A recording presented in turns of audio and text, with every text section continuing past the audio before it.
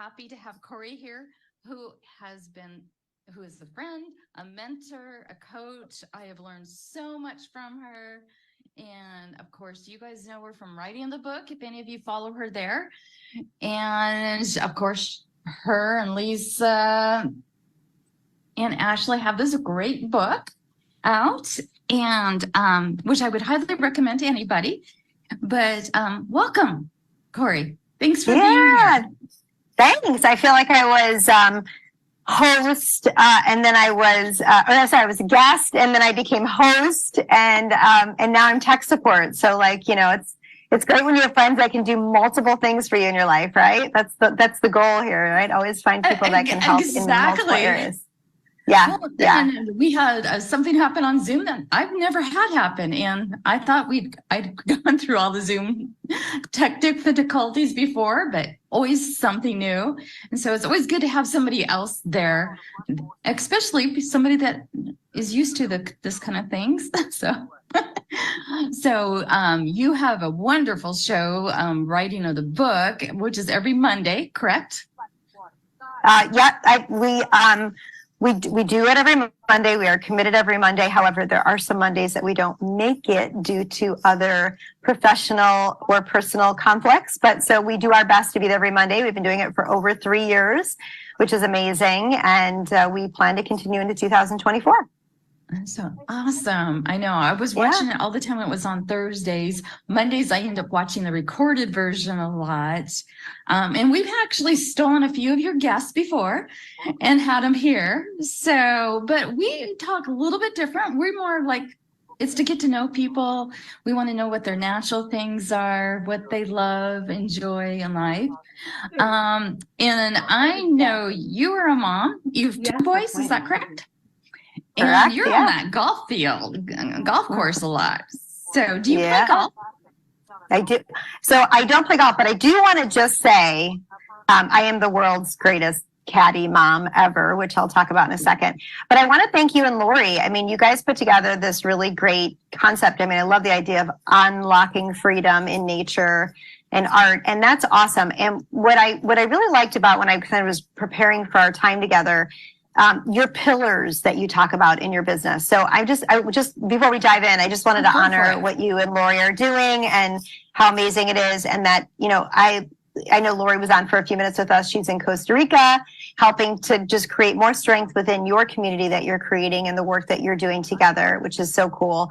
And, you know, I just honor that because we know what it is like to be an entrepreneur and to continue to find opportunities to elevate our own self. And so I know both of you and adore both of you for many, many years. You've both been students of mine. So I appreciate that, you know, I get to watch you, you know, build up all the things that you're doing. And so it's really fun. So thank you for keeping me in your universes. And, you know, thank you for having me here. Of course, I couldn't imagine not having you. I was lucky and blessed enough to meet your entire family, except, well, of course, your kids and husband, and you in Scottsdale in June. And I, you know, your parents are so sweet. You know, and your brothers and stuff. I mean, you have an amazing family, and I can just see where you get your integrity and your consideration and kindness from. Thank you. That's very sweet. I am very fortunate. I do have an amazing family. We're dysfunctional, just like every other family out there. So don't think it's, you know, it's not always perfect, but it is a good family. And what we really have more than anything is a really good foundation. And so, you know, kind of looking at the best way to unlock freedom in your life is to start with the foundation. And if you haven't had a strong foundation, which some people are not given or gifted that opportunity to come into a family that's really fostered a really strong place for them to learn and feel safe and explore their freedom in life, you know, then you need to find that, because you can't really do much without a strong foundation. And, you know, and there are people that are lost, and I appreciate that that's part of their journey. And so it's how do you personally become accountable to find that foundation? I fortunately was born into a strong foundation, a very strong foundation with great dysfunction to it as well. So, you know, you gotta You got to take the grain of salt with both and learn and grow from the things that your parents teach you. But I was definitely given some really good value systems to begin. So I appreciate that you got a chance to meet my family and work with them. So you get to see all that. I did. And yeah, like you said, most families are a little dysfunctional. Nobody's perfect out there. Even the perfect family has flaws, but you try to take that perfection. But what I do love is no matter what you've gone through in life, you've got to be accountable for it. You don't have to hold it. So many people try to play that victim. And it's like, I've gone through a lot of things in my life. We weren't going to talk about those, but I do not believe in playing the victim. It's like, I want to be held accountable for my actions. I admit when I'm wrong. It's like, I know I'm not perfect and I mess up all the time, but I try to do my best. And that's all we can do. So I love your quote. 100%. Being accountable, Stop blaming other people for not, going further or not doing this or not doing that. Just like, no, if you spilt the milk, you spilt the milk. No, don't blame somebody else. Yes. So, I definitely learned this when I was young, through my own challenges that I had when I was young. I learned at a very young age that you have to make a choice as to whether or not you're going to allow other people to make choices for you in your life, or if you're going to become fully accountable. So I learned it when I was actually quite young because of my own learning disabilities and fighting the school systems and challenges academically. But really, it wasn't until I had children that you realize and you start to see that alignment or understanding of accountability really needs to be instilled. And it's not that I didn't try to instill it in my kids in every year of their life. And I think, still, even at their ages, I still remind them that they are fully accountable for the integrity of how they live their life. And I think that what I've seen potentially is that a lot of what's holding people back is that lack of accountability in their own life. And they don't see or understand that they're actually not taking the bull by the horns and making things happen. Now, let's be honest, we can't cause every outcome in our life. It's not in God's will. And so we know that there's what we can control and what we can't control. But that sense of true self and that sense of true understanding of what you are responsible for and to take responsibility around, what I've seen in my lifetime is it really can, we talk about it through manifestation and, as we talk about in our book and things like that. So whether it's taking accountability of the actions or taking accountability of your thoughts, those things are both really relevant in understanding accountability in your life. And so, yes, you had asked me what was the tip that I wanted to leave with the audience. And for me, the strongest message that I've seen throughout my whole life and continue, I'm not that old, continue to instill in everything I do, not just, again, in myself, but in the people that surround my life, particularly the ones that are closest to me, is really understanding that accountability and taking responsibility to continue to learn, grow, and be inward focused, even though, we're all taught that's selfish to be inward focused, but to be inward focused enough to realize that when you go inward, then you can go outward and impact so many different lives and businesses and people and charities and, just human nature, right? That you can do that. So that was my beneficial tip for your audience. Well, and it impacts them in a positive way. And so that's what I love. So thanks for sharing that tip. So one of the things I realized is because I had bought your book and I had read a little bit through it, kind of skimmed through it. When I did some referrals and stuff on it and bought it for friends. And then I didn't get a chance because I was right in the middle of writing my own book. And yes, you were. I read it the end of when I started reading your book more when mine was with my editor. And I was like, oh my gosh, we have so many things in common, with all of them. And it's that positive energy that you're trying to put out and that kindness for, I just love how you and Ashley and Lisa and Michelle and everybody else that's in the book talk about, it's always about helping others, and when we help others, that's when you realize you're learning the most. Kind of like what you mentioned, kids. With your own kids, you are learning. With grandkids, I'm always learning, you know, and or I mentored youth for many years, but I'm one of those people that I always want to learn teaching and being positive, so that they're not learning something bad from me. Otherwise, I'd feel so guilty. So, and that's Of what course. I just love the positivity in your book, you know, and in your coaching and in all your mentoring, and everything that I have learned from you has always been so positive and uplifting, and you get deep. So you make me think, and I'm still working on a lot of those little things, you know, because I'm trying to put it all into practice. But I love it because you call me out on things like, hey, Tammy, you need to do this, you know, and we need that, you know, from our coaches and mentors. I don't need somebody sitting there bragging about how great they are or how they did this or that. I need somebody that says, hey, I see you. This is what I'm calling out on you. The other day I had a client and she'd been talking, and I was like, you know, maybe you should go volunteer. And she's like, what? I'm like, you need to write down each day what you are thankful for. And the other thing, go volunteer. You need to start serving others, because right now all I see is you're putting this feel sorry for myself, not being accountable for your own actions. You want everybody to feel sorry for you, but nobody wants to be around somebody that's like that. You know, and I think I kind of blew her away, but I am kind of bold like you.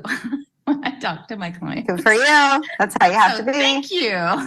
Yes, you make more progress when you're real and authentic with the situation. So, you know, yeah, of course we do it kindly, because I don't want to hurt somebody's feelings, but at the same time, I want them to see. So now, go ahead and tell us a little bit more about yourself if you want. So, those that don't know you.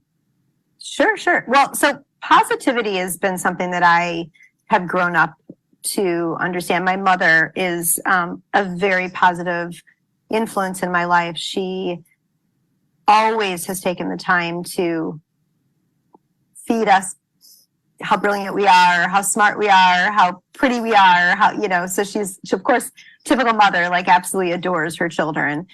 But that adornment has really earned an opportunity where we feel safe and secure in our own skin. Knowing that she loved us so deeply and gave us that ability to love ourselves, which I think is so important, that it really fueled. And when I say us, meaning my brothers and I, who all three of us, you know, kind of carry around this, this deep belief that we are internally okay. And I think that's something that's really, although we have continual, all three of us, you know, aspirations to be better and do more and strive to the next level. I mean, that's just how we're programmed. But we have an internal belief system that we're okay. And I think through that, you know, we're able to express positivity. I will say that positivity has been a very strong piece to my success. You know, when you think about things in life, just in general, everyone loves to be around energy, right? I mean, energy attracts, you know? Exactly. And so the more that you project energy and positivity, the more people by default want to be around you. They want to be part of your thought process, your vision of things. And so bringing that positivity is very important. And a lot of times, I mean, let's be honest, there's a lot of really tough times in life. I mean, I don't live any kind of special life on any kind of special mountaintop or any special kind of castle, right? There's plenty of things that we all have to deal with on the daily that are challenging, that are obstacles, that are, you know, and maybe it's not even really happening, but it's happening in our head. You know, we talk about in our book, the little bitchy voice in your head, whether you're a man or you're a woman, we all have it. And so it's, you know, how do we help that little bitchy voice that wants to tell us all the negative things we need to be thinking? How do we overlap that with positivity so that we can function on the very basic level, but also create the outcomes that we want to create? So this is something that I have spent a lot of time on. When I left corporate, when I was 45 years old, I left with actually a vision to go get a higher degree in my academics, even though I graduated from from undergraduate school. I never went on to get a master's or an MBA. And it was something I always academically thought would be really cool. And I thought it would offer other experiences and exposures to my life. And what I did instead was I spent about 5 years learning about personal development and growing in the area of non-academic areas of self. Let's put it that way. It wasn't something that a book could solve or more information could solve, but it was actually transformational work for myself that I realized until I got into it. I didn't realize I needed it, but when I got into it, I realized that I hadn't grown up and understood that there were other opportunities in my life to take advantage of outside of the academic world of either true academics and education or working and producing outcomes. And I was in this constant world of academics and learn as much information as you can and absorb content so that you could use it to produce and generate outcomes in your life. And I missed the whole in between part, which is me. Right? I was constantly collecting information that I thought I had to regurgitate to somebody and doing that so that I could create outcomes for those companies and those businesses. And although that was successful, like I did really well with that, what I lost in that process was myself. And so I went from a positive, loving, caring, feminine natured human being to becoming very robotic, hard, systematic, and really removing some of the fun out of my life that I really desperately needed to put back in. So when I was in my mid-40s was when I really created this big shift. And it came at the time when I left corporate. In fact, the day I left corporate, it was the next day that I actually had my first personal development program. And it was divine, the timing, the way it worked out. It wasn't meant that way, but it was divine the way that it worked. It was my last day at my job, and the next day I was going into this personal development. And it was really my first, I'd say, traditional training in personal development. However, I'm going to back up and just say, when and we talked about this a little bit before, when you have children, you see everything through a different lens, right? When my older son was 10 years old, and I don't know if I've ever really told the story, but when my older son was 10 years old, I was really freaked out because he's a Gemini. He's very, by nature, he could be the sweetest thing, and then he could be just really difficult to figure out. He wasn't going to bed at night, so he would stay up and read, which in hindsight is so funny. He would stay up and read till really late hours of the night, and my husband and I could not get him to go to sleep. So we thought, is he anxious? Does he have hyperactivity? All these things. And I was worried about him because he was just constantly in motion, could never sit still. And he wasn't actually hyper. He just needed to constantly have something. He became a very avid golfer, which you brought up at the beginning of the top of the session about me being on the golf course a lot. But I thought there was something wrong with him. And so I seeked out a child psychologist, and I went to the child psychologist and said, I'm really worried about my son. He's 10 years old, and these are all the things that are going on. And my husband and I were there, and we did like 2 sessions with this guy. And it turns out that this guy, his name was Bob, and he was not only amazing and probably in a lot of ways saved my life and me, but he happened to have been a child psychologist at the high school that I went to. So I had gone to a seminar, and he was speaking at the seminar. So I didn't go back to my high school to find this guy. I actually went to a seminar. It turns out he was a student counselor at the high school that I went to. And he didn't normally take on clients, but because of my weird connection to the school, he took us on. And what was so interesting about it was I met my husband, when I was 17, at my high school, or when I was in high school, not at the high school, but when I was in high school. So the divineness of like kind of going back to, I met my husband when I was 17. And one of the things that came out of this situation, which I'll tell you what Bob said to me during this time, was, how much did I actually really grow from the time that I was 17 when I was in high school to where I was now that I had a 10-year-old child? So at the time I was, it must have been in my mid to late 30s. Okay, so how much did I mature in those 2 years? 20 years between high school and where I was. And on the second meeting with Bob, so Bob said to me, okay, I've heard everything I need to hear. I got what your concerns are. I'm all good. You've made it clear. And the whole time it was about my son, right? Who's 10 years old, who has all these problems, who has all these issues. And Bob looked at me and said, okay, so here's the deal. He said, first of all, it's not your son who's fucked up. It's you who has the problem. Okay, so that was like, and he said it just like that. And I mean, there was no sugarcoating. Like, this is not your child's problem. This is totally a you issue. And you are creating the problem. And then he said to me that he was going to work with my husband and I. Like, his gift to us was that he was going to work with us until we figured out how to overcome this problem. Okay, so Bob like changed my life, right? Because what he clearly said to me was, you are passing the buck of accountability onto your son instead of taking accountability and responsibility for what's going on in your own life. And it was completely not what I expected. And I've never actually told that story. I didn't even tell it in the book, which is so interesting that it's coming up for me, Tammy, because it actually was what changed my life and made me realize that I wasn't taking full accountability for my life in my marriage, in my relationship with my child. I had one child. Well, I actually had 2 children at the time, but it was the one I was concerned about. Right. But it truly changed the face of everything for me. And I think if we all could just have a wake-up call like that in our life at some point. And then it wasn't till 10 years later, till my mid-40s, where I actually had the guts to actually face all those things. I started to face them in my late 30s, but it wasn't until my mid-40s that I actually started facing those things. And that alone has changed so many and created so much amazingness in my life. Like, I always felt like I had an amazing life, always. Like, I never doubted it. But I realized how much I was missing by hiding behind my own sense of self. And so I think when you talk about positivity, which is where this conversation started, understanding how positivity and creating outcomes for yourself is such an inherent thing. And how do we teach young people that? I don't know. I'm still trying to figure it out. When is that aha moment for people to realize, like, no, I'm not putting up with this anymore. And it's me who's causing the issues. I'm the one who's causing the outcomes that are happening in every area of my life, you know?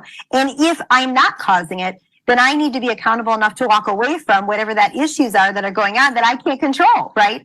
So it all comes back to understanding that. And I think that's really been such an important part of my journey, that when I turned 50, and that was a couple of years ago, I said, it was at that point in my life that, and even today in the world we live in, which is highly insane, that if something happened and I was no longer here, I actually feel like I've accomplished the greatest gift I could have expected myself to accomplish. And I know the good news is what I've done in that transformation I've gone through has definitely, I don't know that it's completely sunk in for my kids, but they have definitely seen how important those things are. And I've made it a huge priority as a parent to teach them those things. And clearly outside of impacting my clients that I absolutely love and other business ventures that I'm involved in and my husband's life and my friends.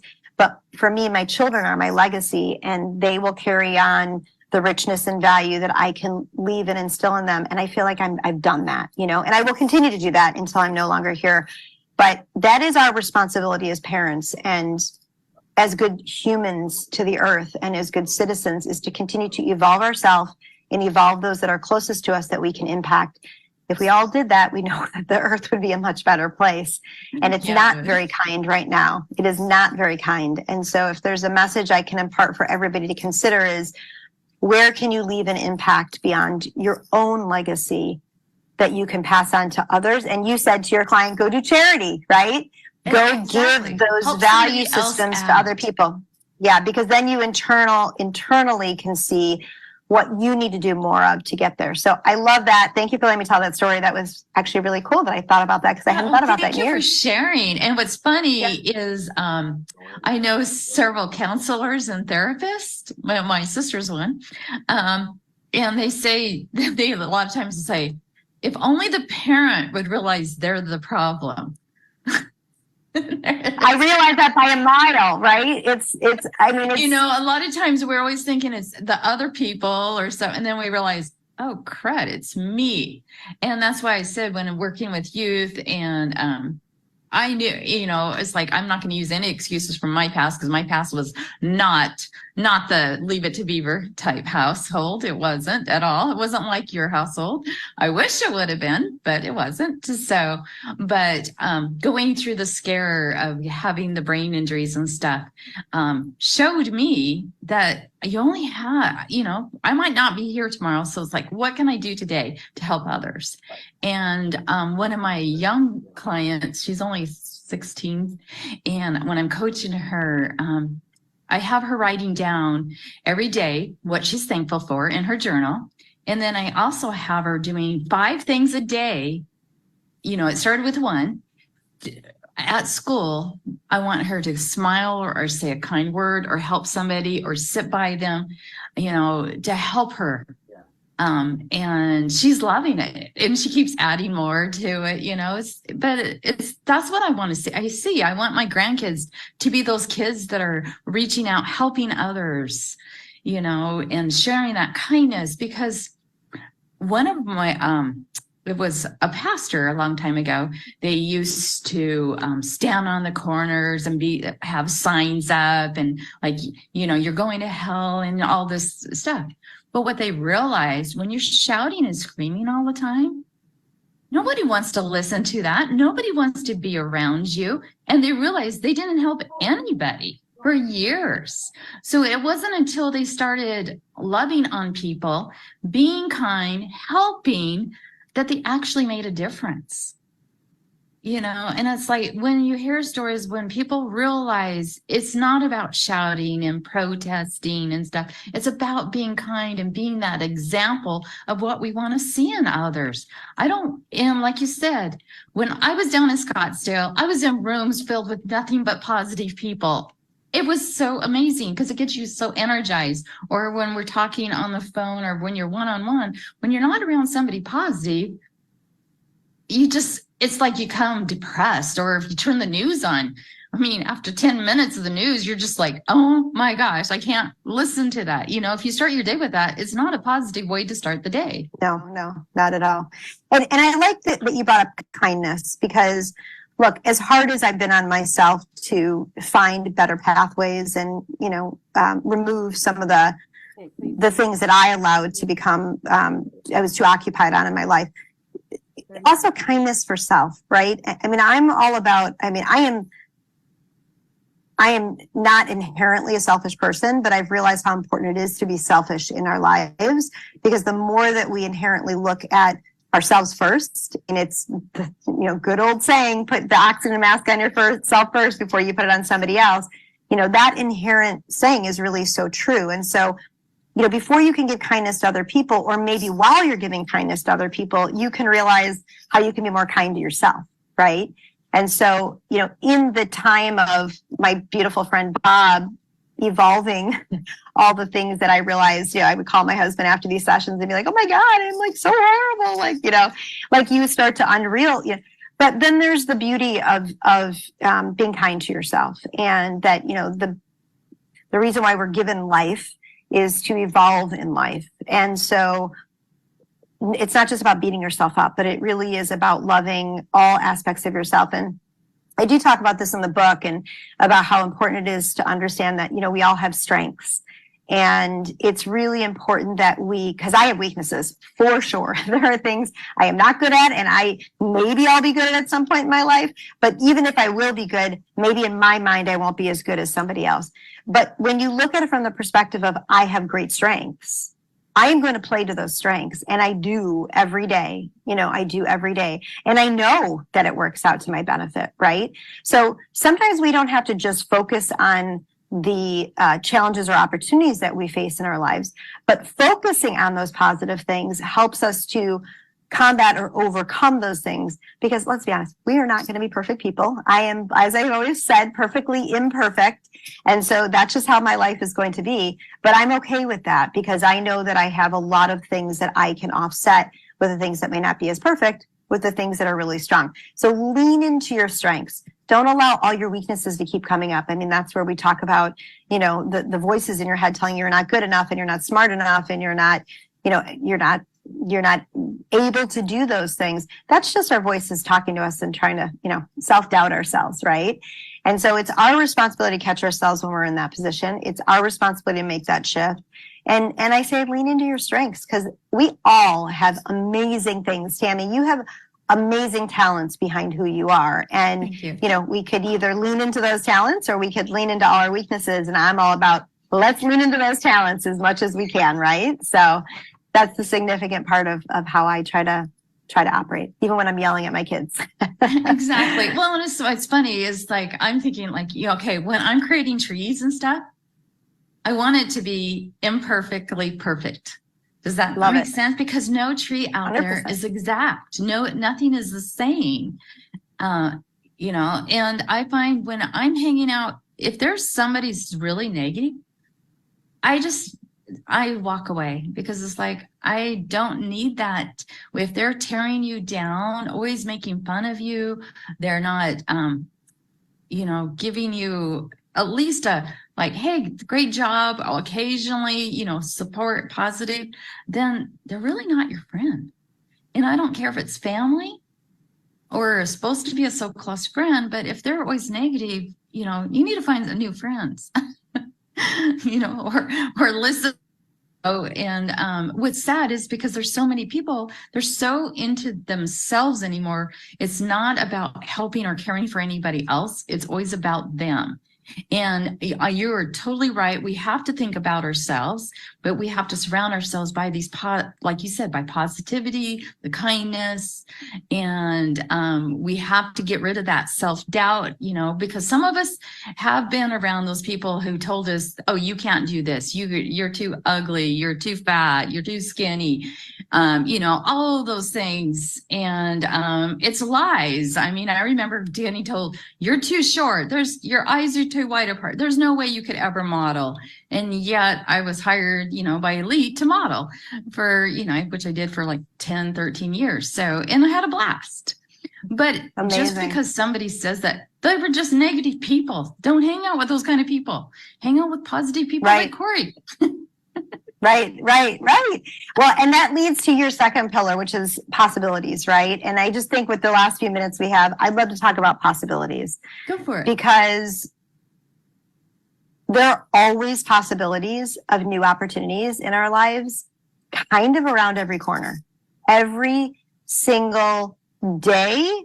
And as much as you want to create in your life, now that we're past the age of 50, we talk a lot to friends and people in our network. And, some people have made great money and they're saying, or have accomplished great things. And they're saying, hey, I want to retire, but I want to retire to do something, right?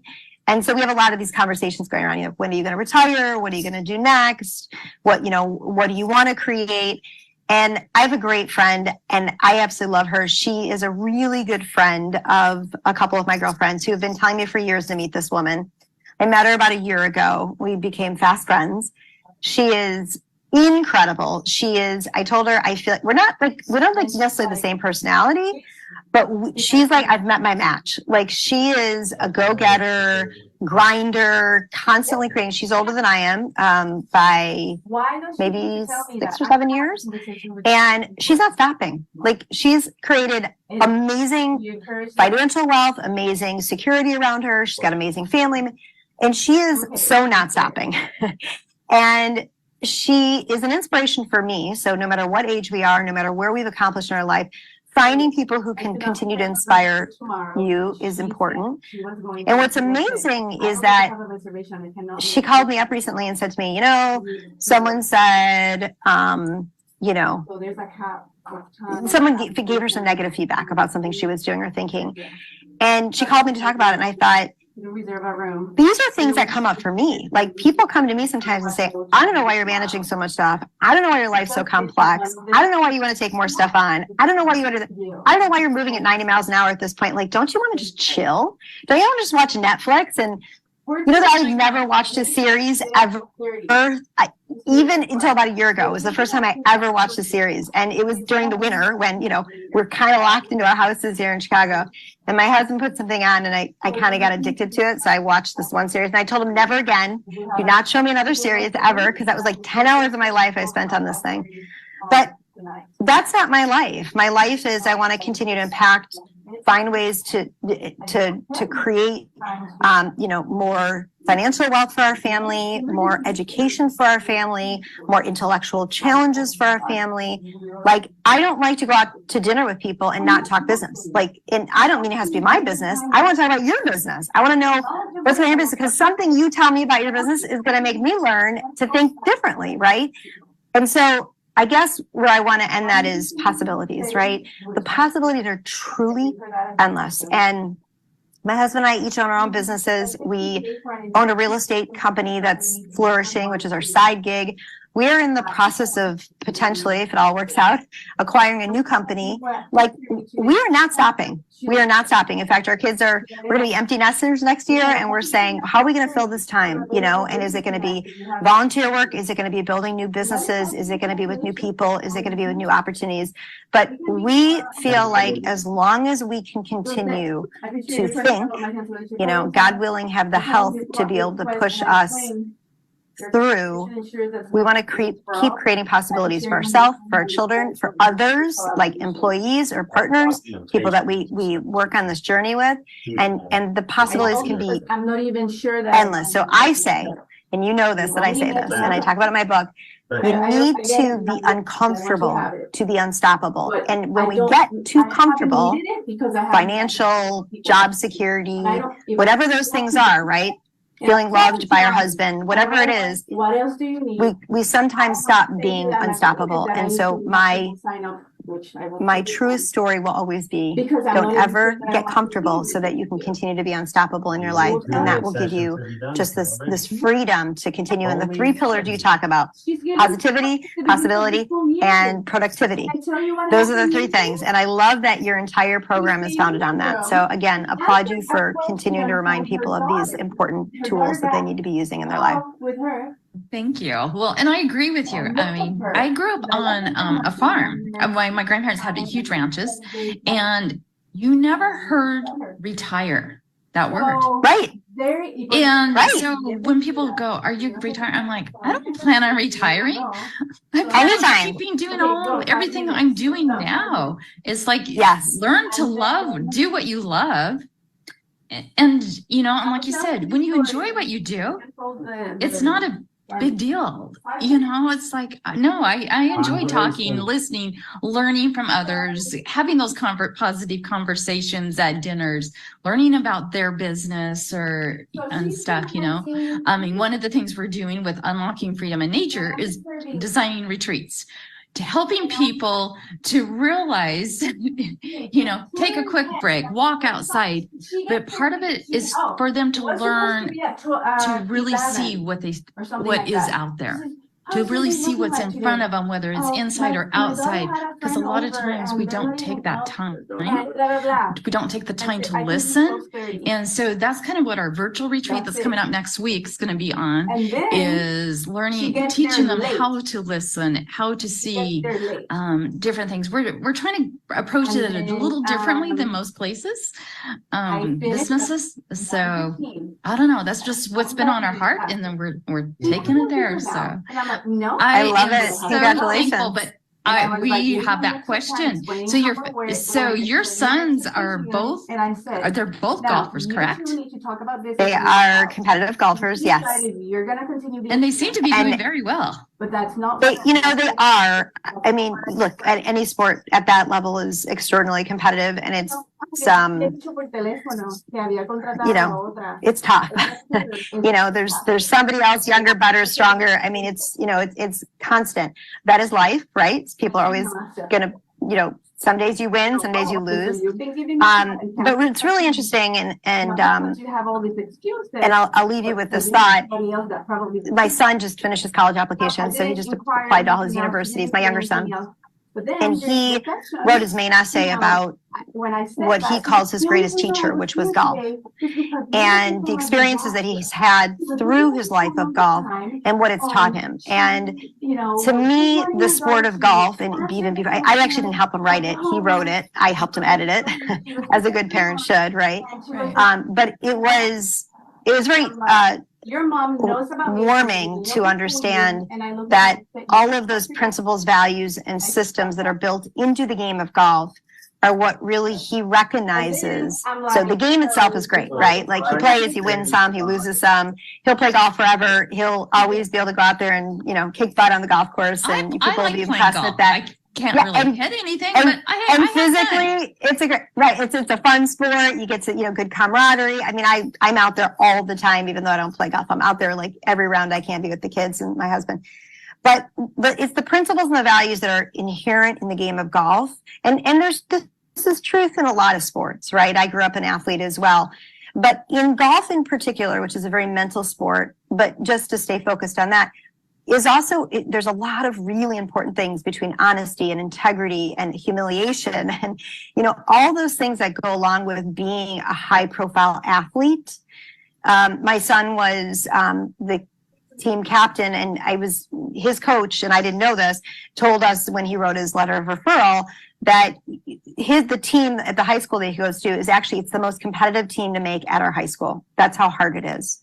And I don't think anybody actually realizes that. So not only is he competing against himself every day, but he had to compete to be on this team. And he was a top player on the team all 4 years he was there. He won the conference as a freshman. Like, he had an amazing 4 years there. It was amazing, but it ended really bad. I mean, his last tournament could not have been more awful. It could not have been more painful. It could not have been more disastrous. I mean, it literally could not have been more of those things. And so what do? Because we jumped on a plane and I took him out of town. And when we got there, I said to him, we're not running from your problems. That's not what we're doing here this weekend. We're here so that we can correct and reframe what just happened. Because I taught him that sometimes you have to do that, right? Because it was a huge blow. I mean, it was the biggest blow ever. And I'm so proud of him, even though I did yell at him this morning because I found trash in the basement. I was like, what? You know, as mature as you think your kids are. But what you realize is that the value systems that he has foundationally not only been taught by our family, but that have been influenced and expanded by the game of golf have given him so much of what he needs to find that rebalancing. Because, you know, I told him, look, this is not the first and the last time you're going to be knocked off your access. Like, this is just the first of many, and this is going to happen time and time again in your life.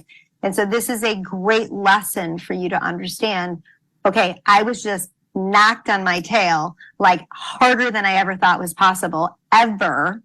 And how am I going to get back up and do this again and go face my coaches and my teammates and myself in the mirror and know that I can do this again? So athletics to me is about that. And I am extraordinarily proud. And I will tell you that in my belief system, that if you have children and you can get them in a competitive sport, if you are an athlete, you definitely have a mindset that you've been trained around understanding what it takes to compete at the highest level. And I was an athlete for 22 years, and I believe it is what has driven me to this day and forever and more to be the best or better or greater or challenge myself to do more. I mean, I used to jump off the ice and have to do a twirl and land on a little blade. That was quite scary, I have to say. And I definitely was raised in a family that, you know, there's a lot of fear around you. So yeah, it was been a great learning lesson all the way around. But to see that and that inherent nature of, to me, golf is so much more than just about the game. It is so much more. And I'm out there supporting my children, both of them. And my older son as well is incredibly intelligent and has learned so much from the game of golf. And I know the integrity that he's learned will at some point kick into the important parts of life. That those are the things that are important to me. And that is why I support my children in the game of golf. It is not because I want them to win the next trophy or because I think that they're going to be on the tour, which they both would love to be on the tour. But that's not the goal as a parent. The goal is that inherently there's so much to learn in that experience. So I appreciate you asking, Tammy. Thank you. Of course. My grandson plays golf. My husband's brother teaches golf. His dad had taught golf and stuff, and we go play occasionally. But you know, whether it's mini golf or golf, you know, it's a fast game for me.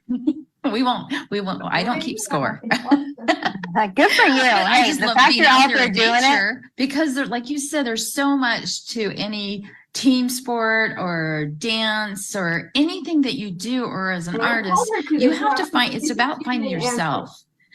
It's finding your own style, your own way, and taking that integrity and all those values that you get from it. So thanks for sharing that.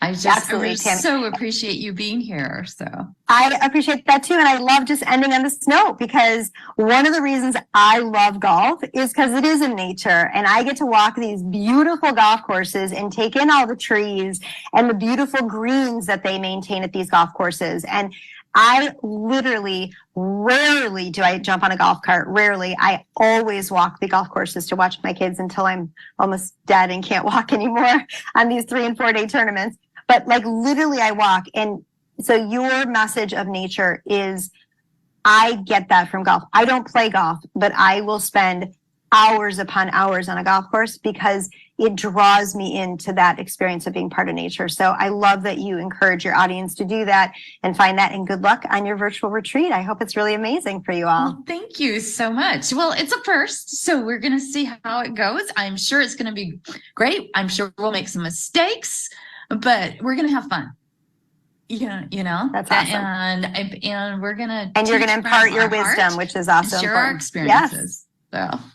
Yes. Awesome. Well, good luck with that, Tammy. And thank you again. I'm sorry Lori wasn't here to join us. And is there anything you want to mention to our audience? Do you have anything up? Can they reach you for? I always can be reached, right? I didn't know if you're taking more clients on for coaching or So that's a great question. Sure. Yeah. So Rock Your Product is my company, Rock Your Product. And I work with mostly physical product-based companies, but I have about 20% of my clients that are actually service-based providers. And I love the balance. I love both. And I only work one-on-one. I just do personal client work now. I've done that now for about 4 years. And I personally am highly fulfilled by it, and financially totally fine. So I have no reason to go back to group coaching anytime soon, but I can't say never, because I don't know if I'll ever do that again. It's just a different level of engagement. And right now I am extraordinarily blessed by my clients and by the work that I've been doing over the last 4 or 5 years, that I don't know, like I feel like my cup is filled and I don't need to fill it any further.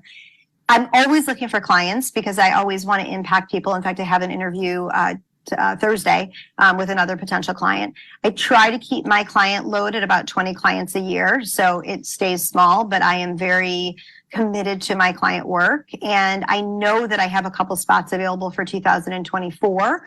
And I have, most of my clients have been with me for 2-3 years. So I'm very lucky that they are amazingly loyal, and clearly what I'm doing is working, that they're staying committed to it. So yes, if you are in the physical product business space, so if you have a consumer product or a general merchandise product and you're looking to learn how to scale, grow, and find optimal opportunities in your life, I am that totally non-biased business advisor. I came from 25 years in corporate. I understand how to run businesses.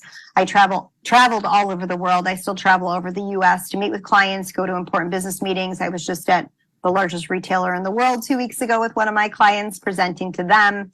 So I love what I do, and I know that I'm an expert in this space.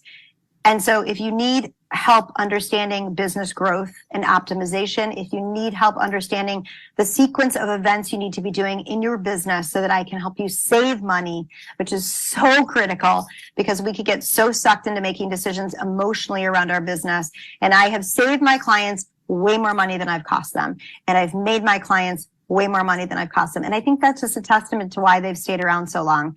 But I definitely am going to be looking for a few new people in 2024. So I'm excited that I've kind of opened that platform up and putting that out there. So yes, rockyourproduct.com, but certainly you could reach me on any of my social media links, Facebook, Instagram, DM me, PM me, whatever you want to do.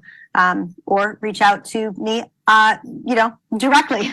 Send me an email. You can reach me at Korie, Korie. So Korie at rockyourproduct.com. Super easy. If just anybody email has me. any questions, just leave them here, because I know a lot of our people watch later because they're at work and different things. So just leave your questions here and I'll be sure to answer, or Korie can come on and answer. Yes. And we'll put her links. And I will say, I testify that Korie is a great coach.